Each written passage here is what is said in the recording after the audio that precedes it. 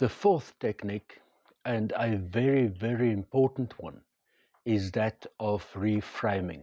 As an example, I was offshore a while ago and the yacht started taking on water at quite a fast rate.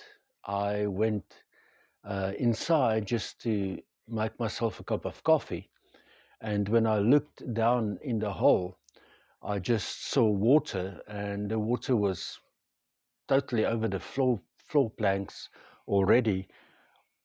An estimation is that we took probably close to a meter or so of water already in that hole. I quickly went outside and informed the yachtmaster offshore.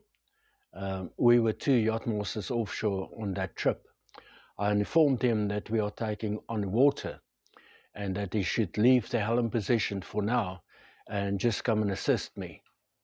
He did do so. He ran down there, got into the water, and told one crew member to empty the rubbish bin.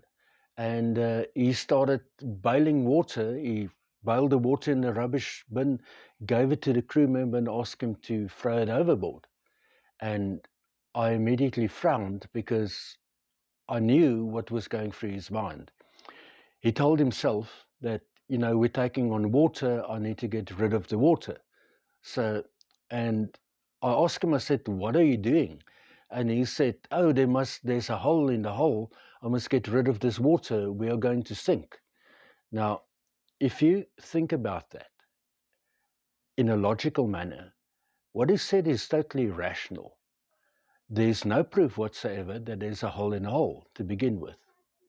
And also, from a logical point of view, what exactly was he trying to do?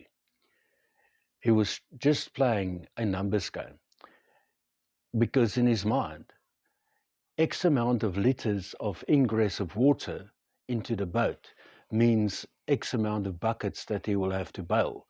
And that sum is you have to bail more buckets than what the water is coming in.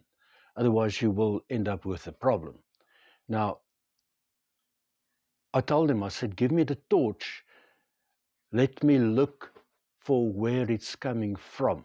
I then went ahead and I found where it was coming from. It was coming from the water system of the engine.